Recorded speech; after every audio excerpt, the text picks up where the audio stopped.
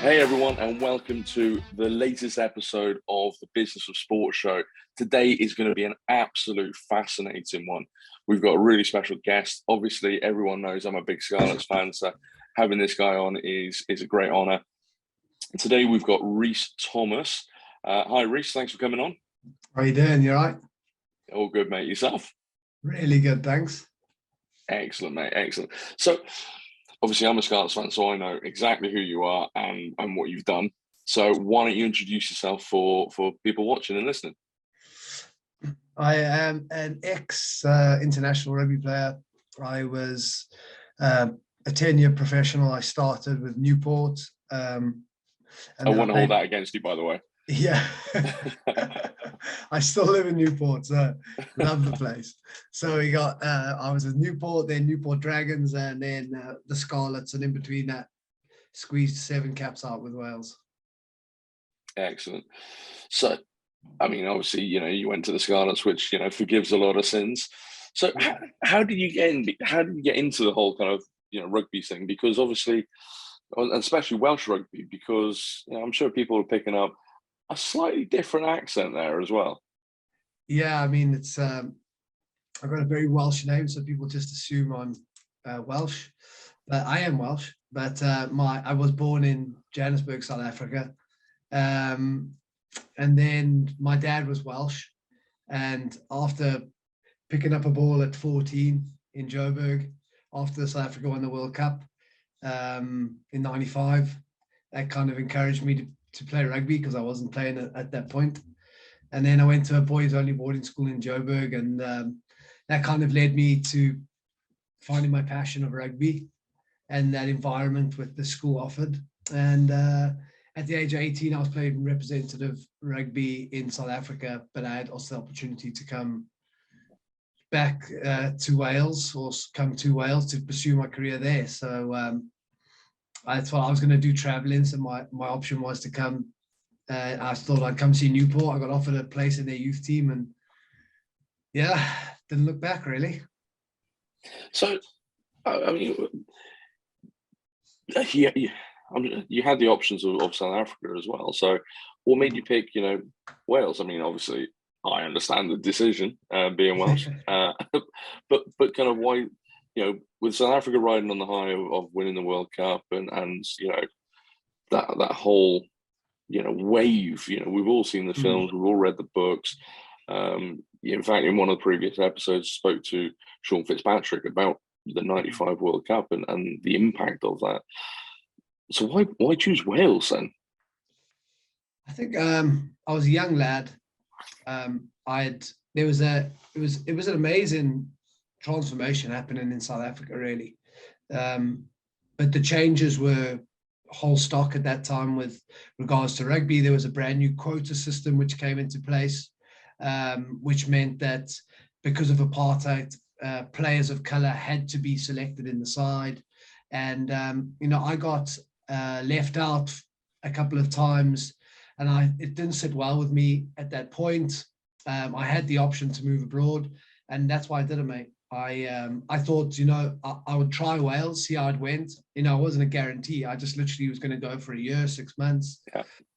If it didn't work out, I was going to come back and keep trying in Joburg, So, because I didn't have university entry or anything like that, because my education, I didn't focus on at all.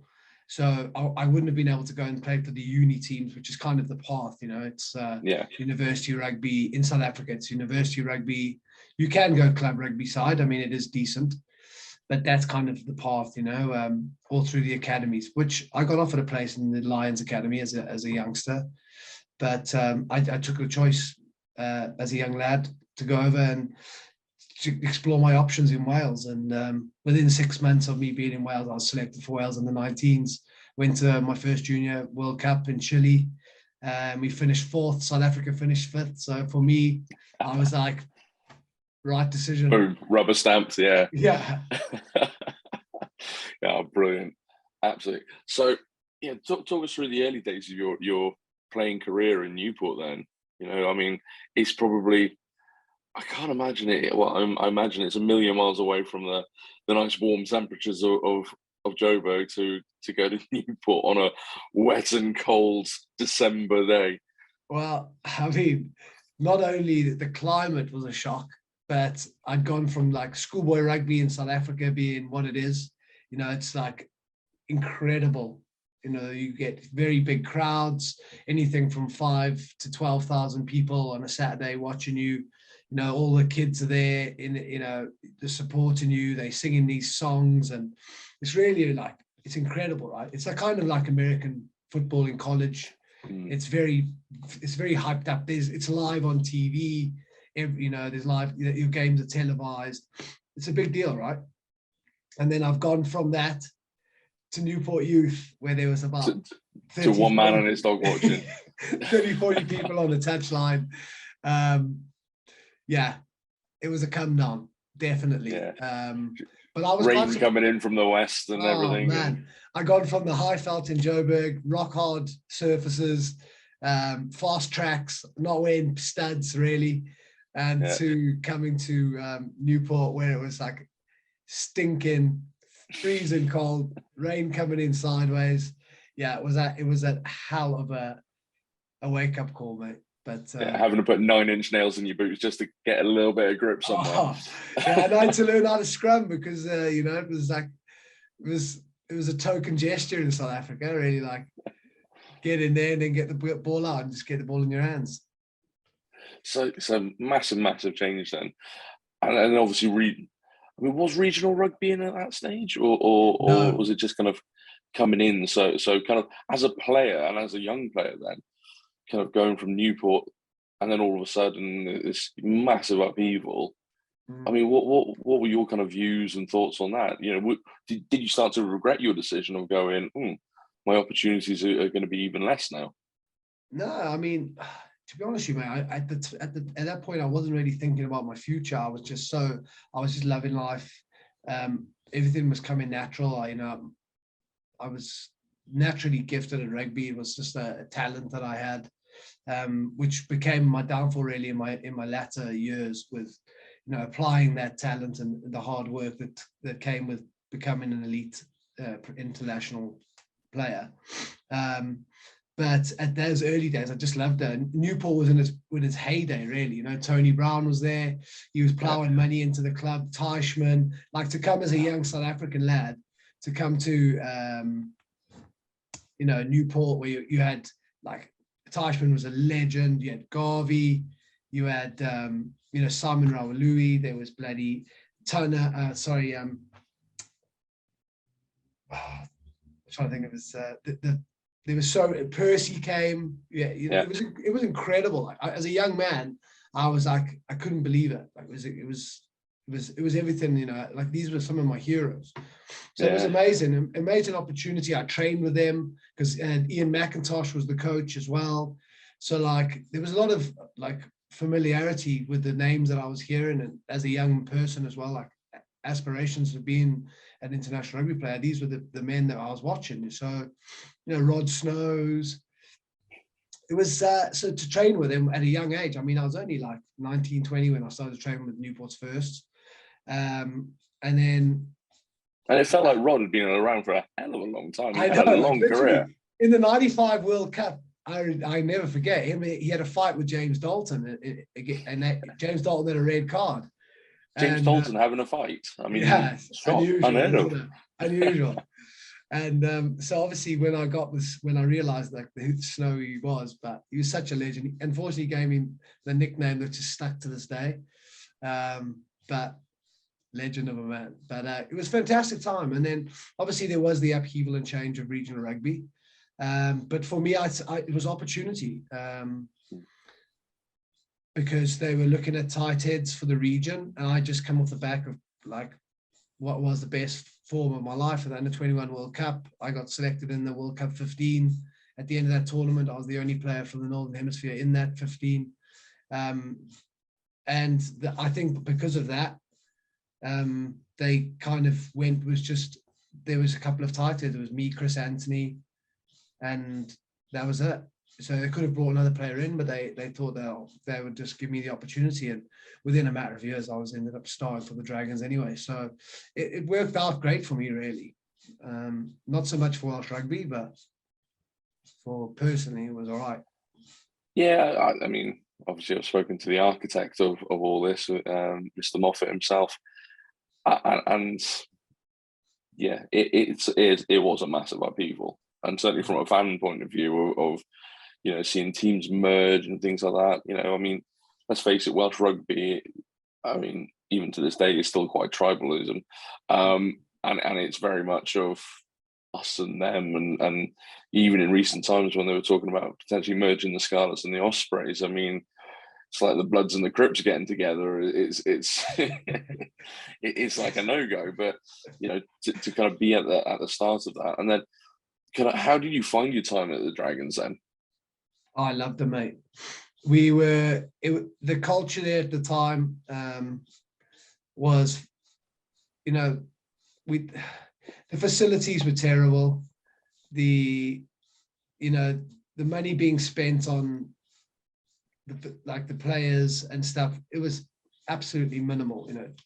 But the culture we had within the playing squad was fantastic. We I don't think we lost a game at Rodney Parade for like the first 2 years. It was incredible. I think our first season with the Dragons, we finished second in the whatever the league was called then.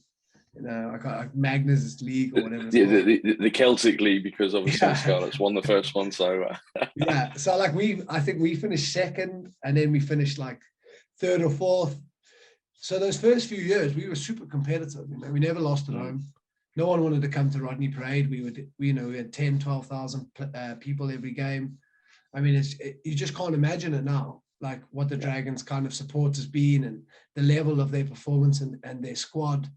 It's been a letdown for the city, really. I think the decline in the side, the non-investment in the players, the quality of the squad, and needless to say, the performances and the crowds. You're not going to put bums on seats unless you got players and a winning squad. Unless you're getting it right on the pitch. I mean, it's just a tried and tested model. I mean, you Scarlets when they were winning with the Scarlets, they were getting, decent numbers and crowds. When they won the league, great crowds. And then when they're losing, when they're playing terrible rugby, and the crowds diminish. I mean, people like to watch winning rugby. If you're not winning, people aren't interested. Especially with the identity as a region, and people will want to watch a winning side. And if they're local, you're going to watch them. Simple as that. Well, exactly, and you say about the Dragons, and Rodney Parade being effectively a fortress for those first couple of years. I mean, I think last season, I'm not sure they even won a home game, or I can't remember what the stat was. Either it was they didn't win an away game or they didn't win a home game. They've had a really troubling couple of years. And looking at the squad that they've got going forward now, with Dean Ryan at the helm, I'd hope they do something a bit better because they've got the talent there. For the first time in, I think, I don't know, 10 odd years, their academy started to produce some wonderful youngsters. So I will give them their dues. They have done fantastic work behind the scenes. I don't agree a lot about the numbers that they use for 16s and 18s. I think it's insane, ridiculous.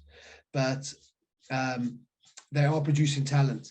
So like some of the younger players that got in the Dragon squad, these like Rio Dyers and Aaron Owen, Lennon Gregans, Ben Fries, the second rower, Ben, the youngster, Ben Carter. Yeah, that's the one. Chris Coleman, Josh Reynolds. They got they littered through the squad of these really quality youngsters. And I mean, genuine quality. But it's about surrounding those people with genuine international quality that's going to better them. If you look at in the times where regional squads were successful, they had good youngsters. Like if you looked at the Scarlets when they had like John Davis, Rhys Thomas, all those great youngsters that were there at the time, who were they surrounded by? It was like Stephen Jones, Regan King, you know, like Regan King, what a player for John Davis to be brought up with. Needless to say, absolutely. Look at the quality of Rhys and John on the back end of being surrounded by like Steve, Reggie. You know, it's those kinds of key signings, and that absolute quality is the reason why you need to sign big alongside quality youngsters, because good players improve other players, and it's their level of training, their level of skill, you know, what they bring in, their leadership qualities, you know, what they bring on match day, that big game mentality, you know, you can't buy that. And that's why I think the Welsh regions have been missing a beat. And I know we're struggling to compete financially, but until you get bums on seats, they're not going to make the money to get the players that they need. But I mean, the business model's upside down. But yeah, I think the whole world of rugby is suffering these days. You know, you look in the English Premiership, the whole situation with Worcester Warriors and Wasps. Yeah. You know, Wasps. I mean, you know, they've been a huge team. You know, when you look over the years, again, the likes of the Delalios and all of those. You know, the Warren Catlin coaching them, Edwards as well, and to kind of see where they are now, and you kind of go, well, have they overreached themselves financially? And again, the amount of players out of contracts and things like that as well. It's got to be a bit of a scary time. But I mean, talking about transfers, I mean, obviously you saw the lights. You moved further west. I remember at the time hearing that you had signed and people saying that it was like one of the biggest contracts ever signed for a tight head prop. I mean, go on, give us an insight.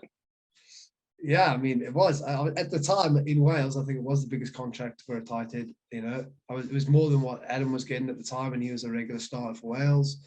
And the Ospreys, obviously, I think that helped him to get a bigger contract in the end. But yeah, you know, it's for me.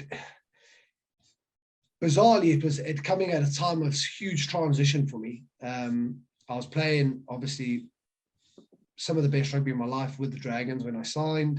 You know, I just started playing with Wales. My potential was there for all to see, my talent. But I'd also, you know, I'd sat on the bench for Adam with Gats. You know, I think I don't know. I must have had the record, but this was pre it being a full front row on the bench. So it was always like, if that happened, you know, I would have been happy days. I would have been on the bench. I would have been getting capped most weeks because Bond would have been gassed by 60 minutes, 70 minutes. So, but that didn't happen. Like it was one prop, one hooker. And more often than not, Mellon would cover tight head, or so they would pack a loose head and a hooker. So I ended up going on the bench as 23rd man for like almost 3 years. Man. I got in like 3.5 years of being with Wales, I got capped 7 times. But I can tell you now, I was 23rd man. A lot more. Like so much, bud. I was like the world record holder for 23rd man. I used to call it 23rd man because it sucked. Literally, I didn't get paid the same as everyone else. I just had to drag along just to do live scrums before the game. So, mate, in the end, it sucked the life out of me a little bit, if I'm honest, to the point where like I couldn't be asked. It was like, you know, I know it's a terrible attitude to have, but you know, but that's got to beat you down, isn't it? In terms of you're always on the fringe, and people always say, you know, when you see some players called up to the international squads, you go, well, all they're going to be doing is holding a bag. And they're just going to be there for tackling practice and things like that. And I know that, you know, you got to pay your dues, you know, to a certain extent, but you know, you still want that opportunity, and you still want to get onto that pitch because otherwise, what's the point? I did, and you know, fair dues. Gats gave me my chances. Like, do you know what I mean? I had, out of the 7 caps I had, I started 5 of those tests, 2 against South Africa. But you know, Gats's biggest concern was always about my scrum, right? He used to say, like, primarily your job is make sure that that scrum is right. And obviously Bomb's scrum, that was his strength.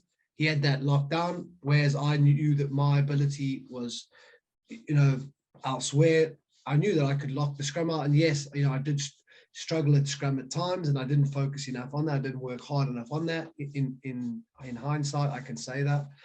But had I had, the investment of time, the trust for them to give me a run of tests, who knows, right?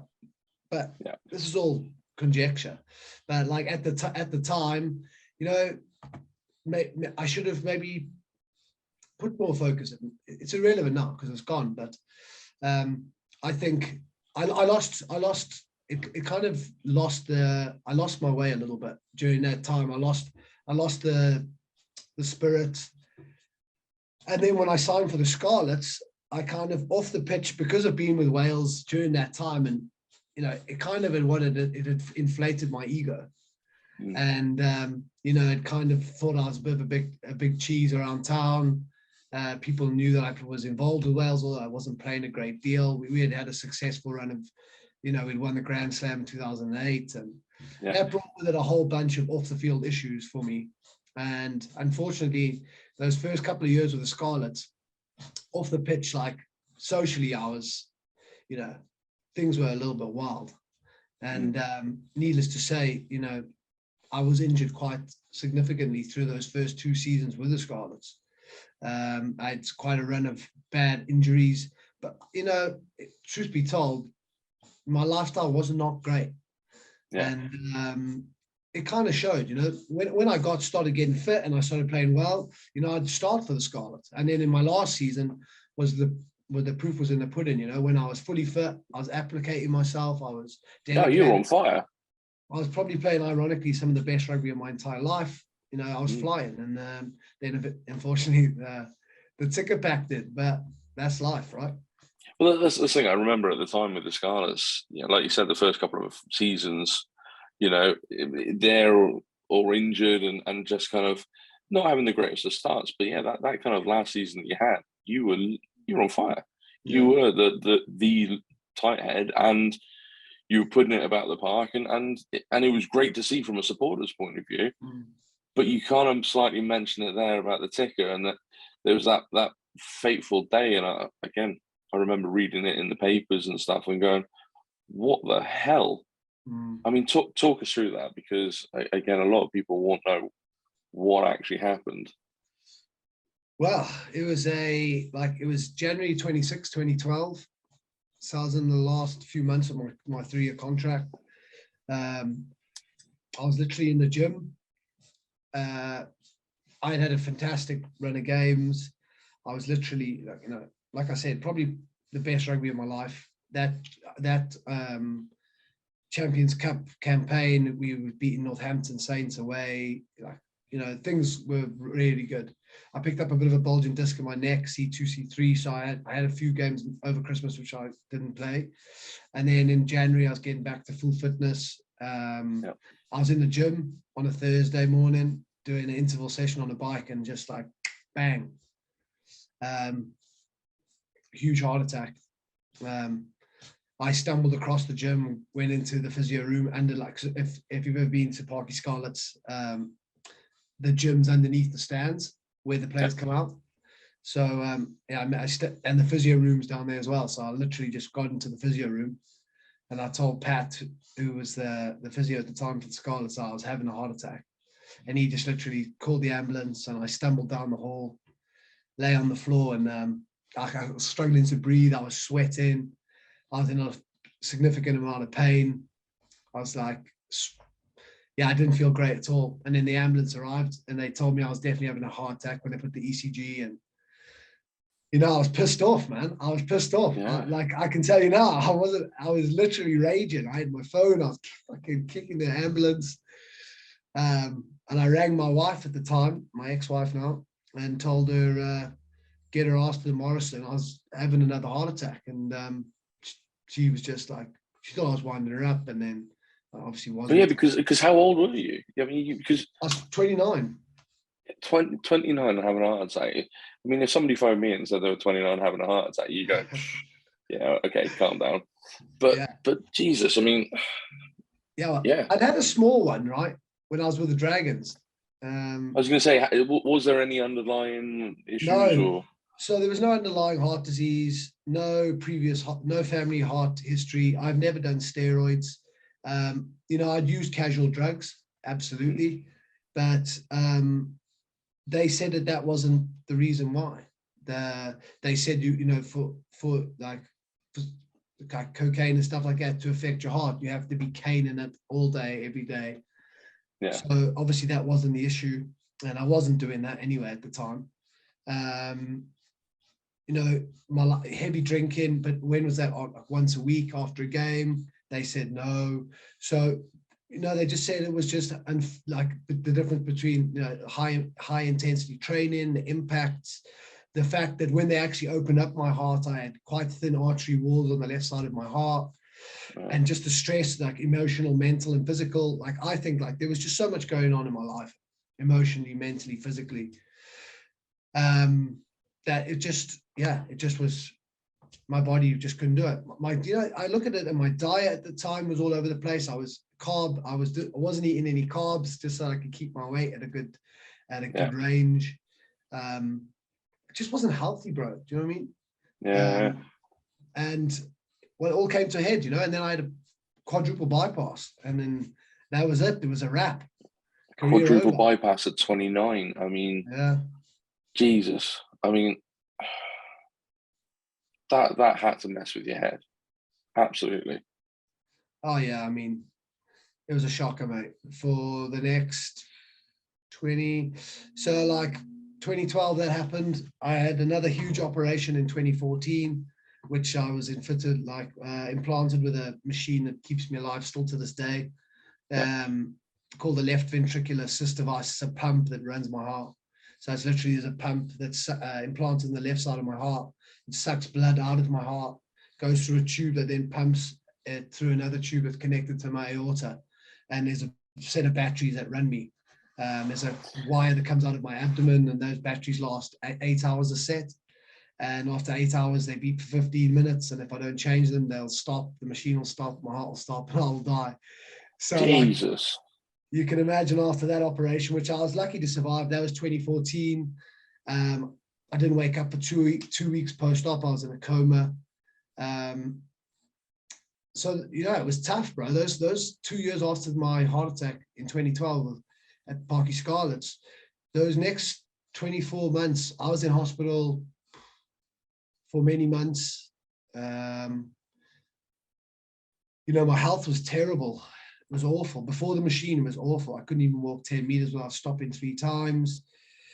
That loss of ability, like just physical capacity to do anything, walk up a flight of stairs, to go from being a pro athlete to being able to not even walk 10 meters was a humbling process, mate. And one minute you're buzzing around the pitch for 80 minutes, knocking 7 shades out of everything that comes in your way, and then the next minute. Yeah. It was crazy, mate. I suffered terribly with anxiety and panic attacks, which I'd never had in my life before. I didn't even know what those words meant. I had to have psychology, but I didn't want it either. Do you know what I mean? Yeah. I had that stoic type of attitude that most men have. Like I locked all my internal feelings and emotions inside, and that led to a lot of the old rough and tough, and nothing can hurt me type thing. And that led me to a lot of suffering, bro. That was my approach. I didn't really express any of my emotions and feelings, and I ran away from it. And after that op in 2014, those next couple of years were real tough, and the only thing that I knew that could get me out of that headspace was drinking, bro. And because it had worked my whole life before, and that's when things got really bad. Alcoholism, just getting myself in situations, like a miracle. It's genuinely a miracle, mate, that I'm still alive. The places that I would find myself in, waking up in police cells, hospital beds, taxis. My batteries would be beeping. People would ring my wife, tell them that they found me, that my batteries were beeping. I had a matter of minutes left on the machine. What do they do? They would have to change my batteries for me. Now things were dark, bro. My ex-wife would beg me to go and seek help and speak to someone, but I just kept saying, no, I'm fine.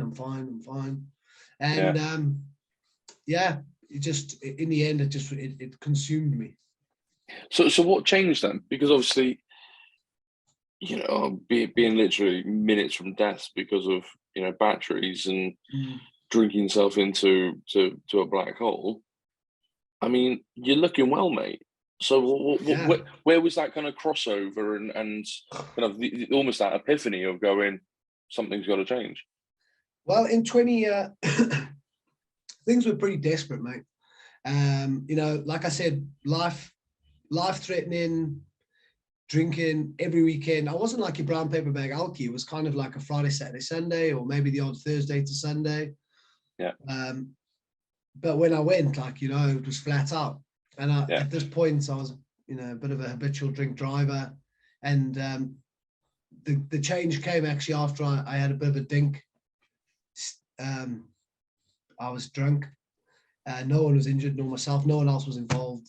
And off the back end of that, and the events that followed that evening when I went home, things needed to change, bro. And that was the point when I started to realize that things weren't right. Like things had got out of hand. I still didn't realize how bad, and I joined AA at that time. I thought that was enough, but it wasn't. And luckily for me, my best friends from school and my half brother and my dad all chipped in and sent me. They did an intervention and sent me to a rehab in Cape Town. Yeah, that was the beginning of monumental change for me, mate. Huge transition. That process was incredibly transformational, and liberated me from the darkness that I'd found myself in with my mental health. Because the truth of the matter was, I was always a big drinker, even through my teens, my young adulthood.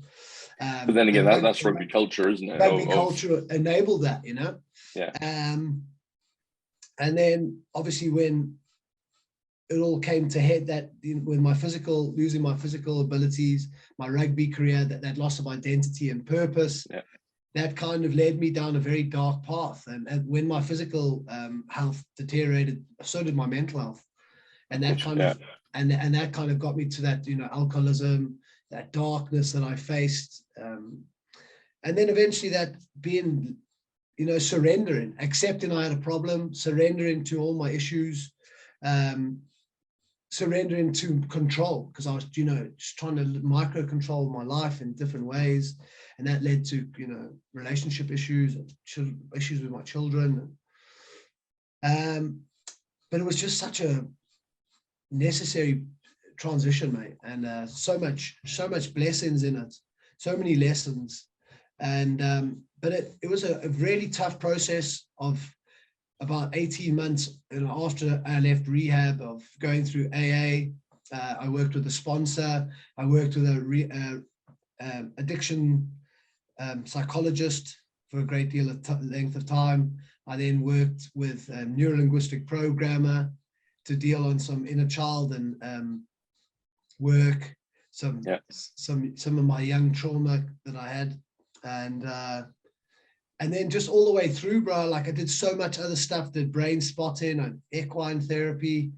I went to retreats, just did so much work on myself, bro. It was so rewarding. It sounds like you pretty much rebuilt yourself.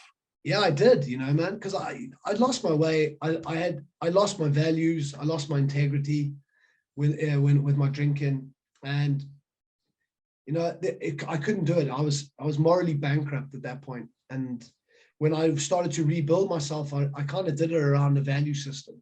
I did it with integrity, and I still live by that today. And don't get me wrong, there were many times I was wrong, I was down, but it's been a fantastic process of transformation for me, where and so much growth, personal growth. And it's what it's done is it's healed the rifts in my life. I've been able to heal my relationship with my children, which was badly damaged after my alcoholism. And just not only that, but rebuild my whole life, help to co-found a charity, a mental health charity, which is doing incredible work now in South Wales and across the bridge now as well in Bristol. but also start a career in keynote inspirational speaking, and just doing service, brother, to helping people, that need it, mentoring. And it's been, in hindsight, I'm grateful. I'm grateful for the heart attack. I'm grateful for where it led me, through that darkness and into the light, finding spirituality. And, I'm grateful for that, because I'm grateful for rugby, for what it gave me as well. But it also showed me the holes in the game there, but what could be so much better about it.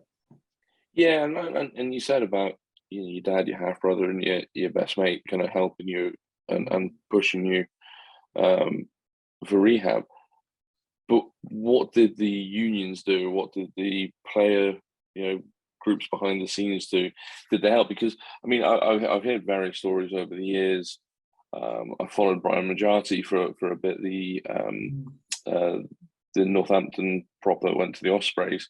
I think he lost, kind of all power in his shoulder, and he's put videos on Instagram previously saying about no support and stuff. And okay, that's losing power in your shoulder, but you had a heart attack. You were literally minutes from not even being here to join us on the podcast today.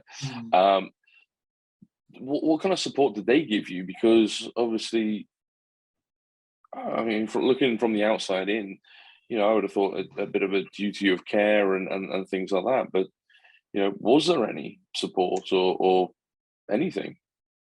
Oh, mate, it was shocking, really. If I'm honest, it was awful. So like, this didn't help me mentally either at the time. It was actually super confusing. Obviously, you give 10 years of your life professionally to the game. You play for your country. You believe you get this like illusion that it's a family, and you're going out there bleeding and you're sweating and you're putting your body on the line every week, that like these organizations, your country, like they're just going to come to your rescue when that day comes. You assume it, right? That it's going to happen. Well, you're on the inside of the system, and therefore you think that that's the same situation. You have the conversation with these people, like Roger Lewis at the time, and whoever else was in charge of the regions, regional rugby. Obviously, it was Stuart Gallagher, and then he passed away. But then someone, that transition from Stuart to everyone else was where I got caught, and why their excuse of their failure to act, and because I didn't get a career-ending payment. I didn't even get that, because they said that their insurance wasn't fit for purpose. It didn't cover illness and injury, just injury, because that was the cheaper option, that unlike England took both with the RFU. So like, there was no apology. They didn't say, oh, here's an apology, we could have done better for you, we could have helped you. It was none of that. It was just like, it was a game of like ostrich head in the sand, and this story will blow over. It's not our responsibility. Speak to the WRU. I'd go to the WRU. They would lawyer up. Pat you back, and literally, mate, they would lawyer up, and they wouldn't even look me in the eye. Where like, it was Roger at the time. He wouldn't even look at me, and then 6 months earlier, when we were in the Grand Slam, we were hugging each other in the best thing since sliced bread. We were hugging each other in the changing room like best mates. Do you know what I mean? It was embarrassing, mate. And then like, I was pissed off. I was so bitter. I was so angry. Like, I can reflect on this now, because I've forgiven them, because I had to move on. But like, if I don't forgive them, it was baggage in my life. And but the truth of the matter is that they got a lot of soul searching to do, bro, because they let a lot of players down, and especially myself. It was tragic. The dealing of the situation was shocking, and they let me down because they failed to take responsibility. They were palming me off on Regional Rugby Wales, and then I'd go to the Players Association, and that wasn't even fit for purpose. Like, it it was just a series of really unfortunate events, which at that time made me very angry, very bitter. I couldn't even watch a rugby match. I detested all of those organizations. I was very public with that on Twitter at the time. And then I had players messaging me privately saying, like, we were involved with the WRPA, saying, like, this isn't acceptable. Like, why are you saying these things? And I'm like, well, like, help me then. Yeah, if somebody doesn't say it, well, it's just going to continue happening. Yeah. And more players are going to fall foul of it, because, like you said, you get drawn into that bubble where when you're winning, you're the best since sliced bread. You are the one up on the pedestal. But as soon as something happens and you're no longer on that pedestal, it's almost you're swept under the carpet and gone. And like you said, 10 years of your life as a professional, putting your body on the line. And I think this is why there will be a bit of a tidal wave in terms of the whole dementia thing coming through. I mean, you've seen it in American football now, where I think they've put policies in place to take care of players after they've retired as well. Because I think I said it on one of the previous episodes of the podcast, where it was talking to Sean Fitzpatrick or even David Moffat, of going, we haven't really seen any old professionals. We've seen players from the 60s and the 70s and all of that, but we don't know what a really kind of old professional will look like. Somebody who has been beasted in the gym every preseason, has lived on certain diets because some nutritionist has said this, or taken supplements for X, Y, Z. We haven't seen a 60, 70-year-old professional that's had 14, 15, 16 operations at least, and all of this, and and has put their body through the ringer, and we don't know what's going to come out the other side. And I think from a supporter's point of view, it's incredibly disappointing. And it's easy for me to say it's disappointing because I don't have to live with the consequences. But to see someone like yourself, who has gone through extraordinary circumstances, life-changing circumstances, and not being taken care of, I think that it is disgusting.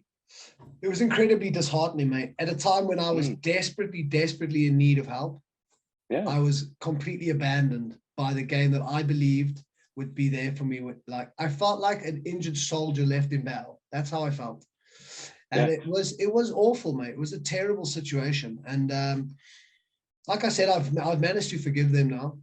And but they've got a lot of they got a lot of work to do on themselves. They need to look at themselves not only morally as the obligation that they have for player welfare, but I think rugby itself is going to be forced very shortly into reassessing how it looks at player welfare through this concussion battle, because at the end of the day, the statistics are out. We're realizing that players are getting dementia, brain damage at a very, very young age, the age of 40. I mean, it's insane, right? But a lot of it comes down, and this is what the game changed in NFL when they had their payout, it was just about they could decrease the amount of head injuries or head contacts by 80% just by reducing contact in training. So it's not about changing the game. If you look at NFL, they've changed a few rules. No helmet to helmet contacts. There's a few other cheap shots they can't do anymore, like players not looking, etc., which is great for the game, right? Even if you looked at the most recent preseason, they actually training with scrum caps over their helmets. Yeah, which is pretty new, innovative. I mean, it's not innovative. They're basically a scrum cap over their head, but it's to reduce head impacts in training. Yeah. But they're only allowed X amount of contact sessions per season in NFL. But in that one change, it reduced head contacts by 80%. So, like, what I find incredibly unnecessary with rugby union today, and why I believe it's lost so much of its zhuzh, like it's I don't know, it's that shining light from rugby, is that the season's too long. We're playing for 10 months of a year in the UK. if you're taking in pre-season, it's a joke, and in that time players are doing, probably bashing themselves. If we're just going on the last 5 years, or even if it's even better, I'll speak from experience. I'll speak from how it was 10 years ago. We were bashing each other. Say if our typical training week was Monday, Tuesday, Wednesday off, Thursday, Friday, Saturday game. So we train in 4 times in a week, and that's double sessions each day, sometimes triple sessions each day, Monday, Tuesday, say, because it's weights, units, lunch, rugby in the afternoon, ice bath, typically.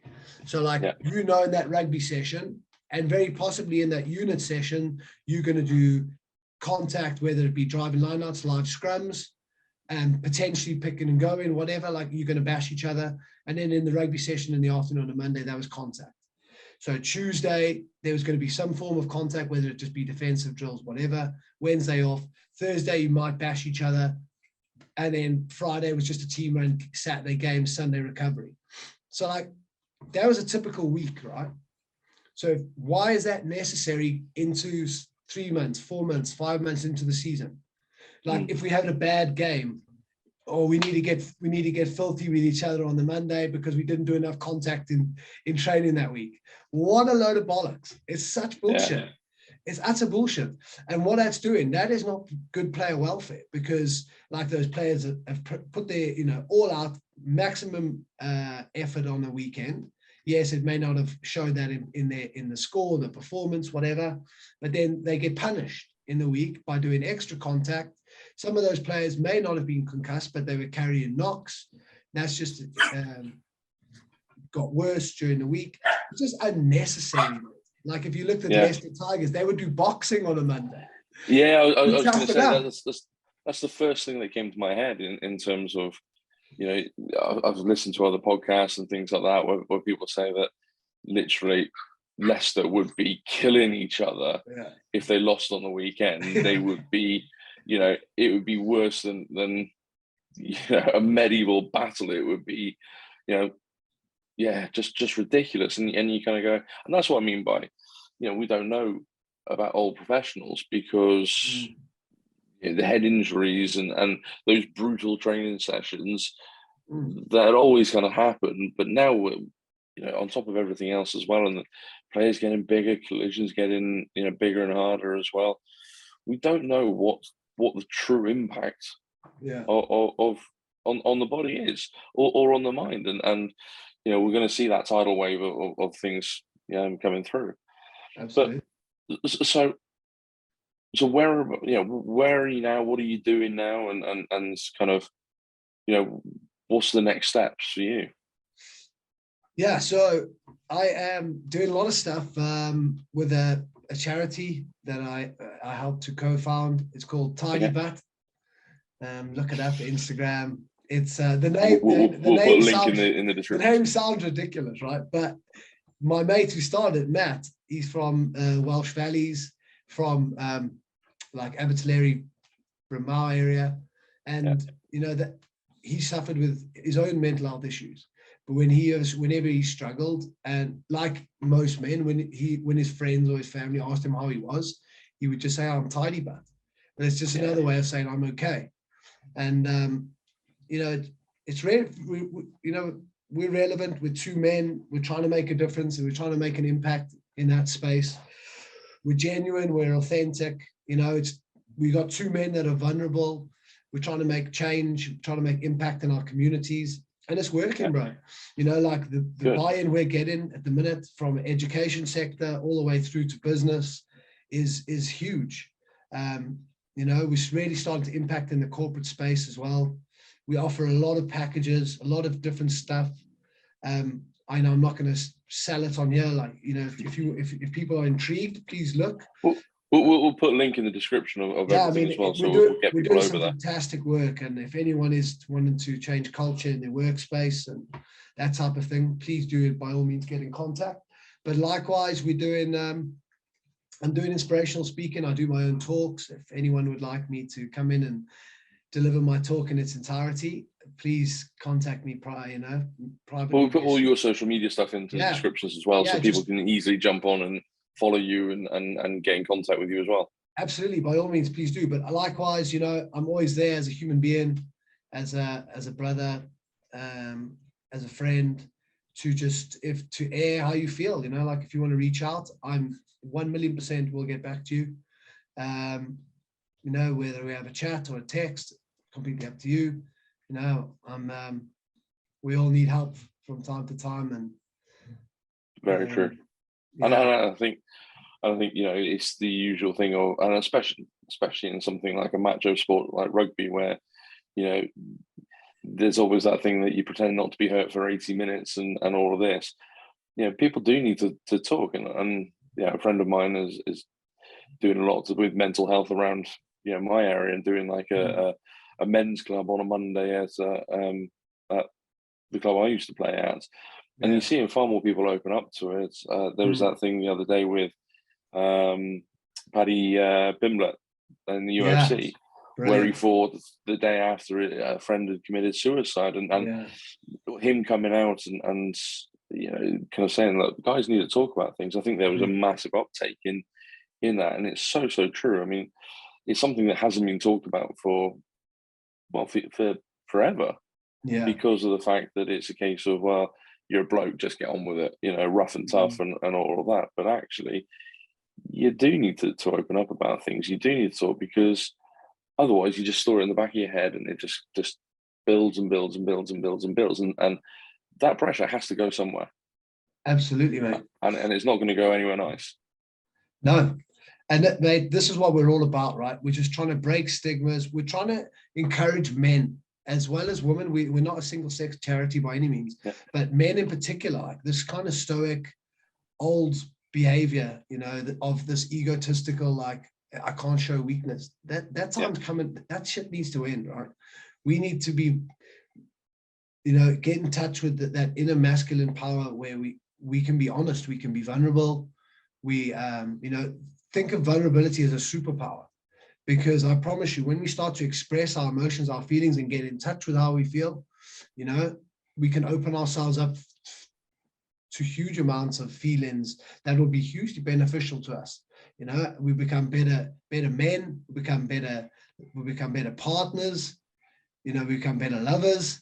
All these types of things are true, you know, by being these hard, tough, like, oh, nothing's wrong with me, I don't show emotion. It's bullshit. Those days are gone. We need to embrace. We don't live in caves anymore.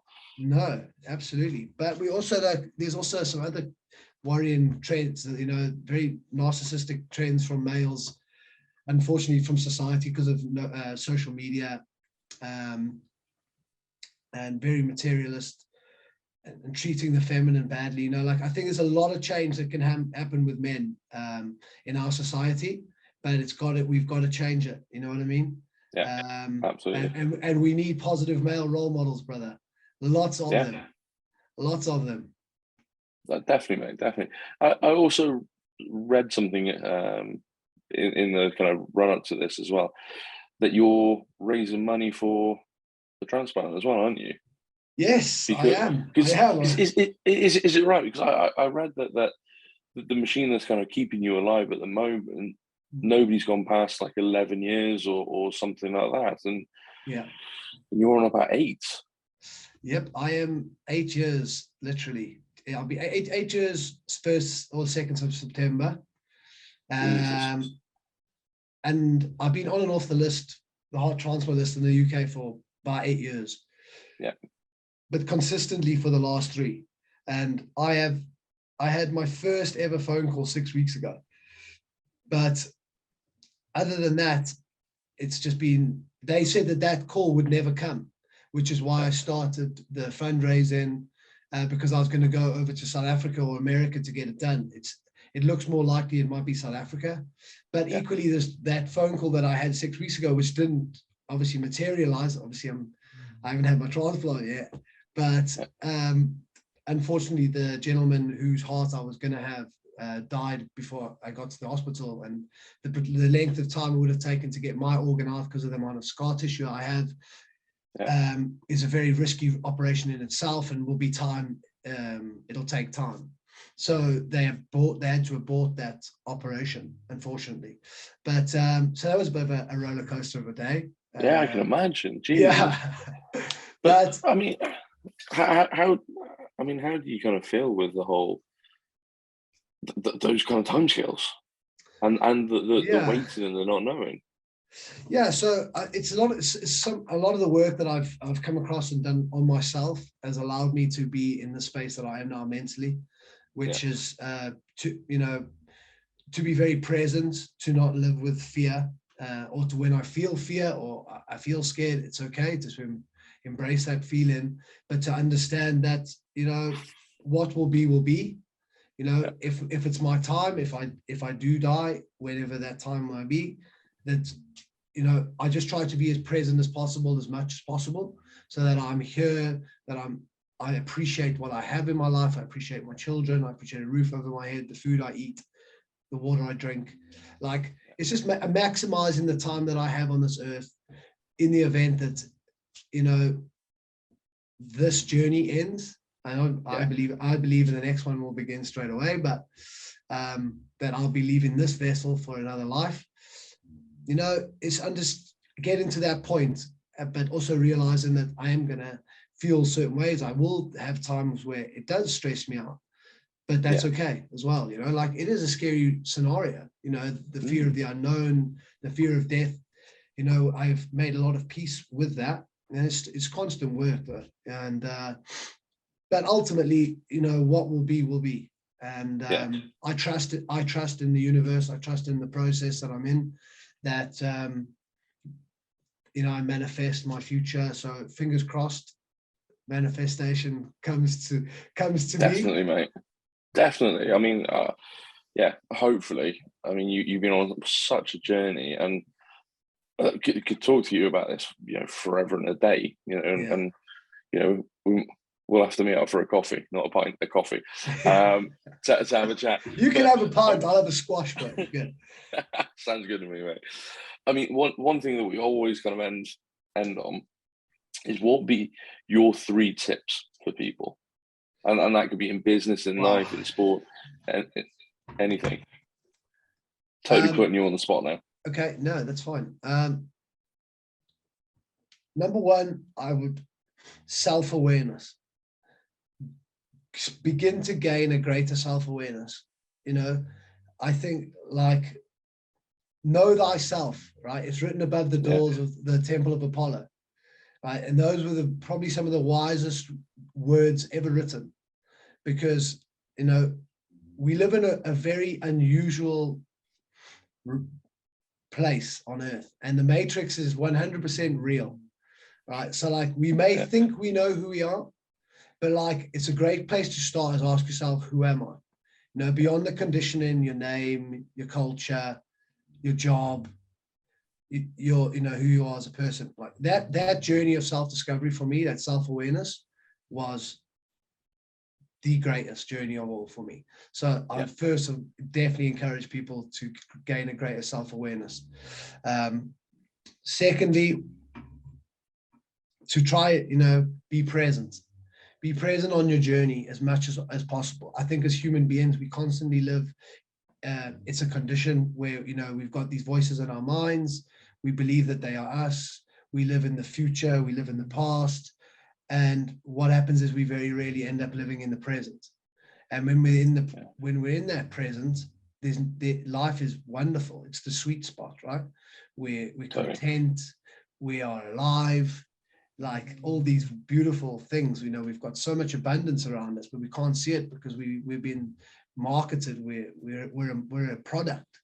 Consumerism, capitalism, these systems have us locked in. So it's about switching off from that and being able to be content in silence and in peace, and just taking stock sometimes and seeing how blessed we are, actually, and how much we do have in our lives. And I don't think we do that enough. We're not great. We don't take stock.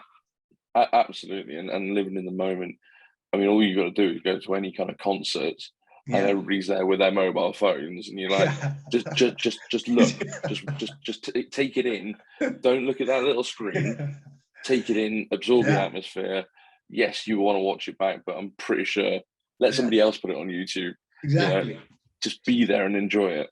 100%, mate. And it was a humbling journey to understand the power of presence, and the impact that it had made positively on me, mentally, physically, everything. It was incredible. And then other than that,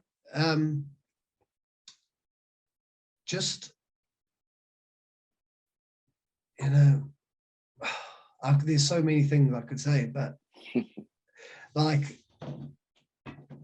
yeah, be grateful. Oh, God, life is a beautiful, beautiful process, and don't be afraid to do the work. We constantly, as human beings, we fight with our emotions, we hide them, but to confront your fears, speak to someone, go and do the work, go and speak to a psychologist, a psychiatrist, a neurolinguistic programmer, go to a retreat, a man-only retreat, go to a woman-only retreat, discover yourself and forgive yourself and do the work that's necessary for you to find life. Because I promise you, like rugby in my life, pre my heart attack, and then up to the point where I went to rehab, like that was great. It was fantastic. And I started a family. I had many things, materialistically, very wealthy. But then I got stripped of all of that after rehab, ended up on universal credit, ended up having my house repossessed. I lived, had a divorce after being together 16 years, ended up on my own. But it was, honestly, it was the best thing that could have possibly happened to me, because it stripped me of everything and I had to start again. And it was a wonderful, wonderful lesson. And if people can also start to begin to see everything as lessons, not as good and bad, but why are these things happening to me?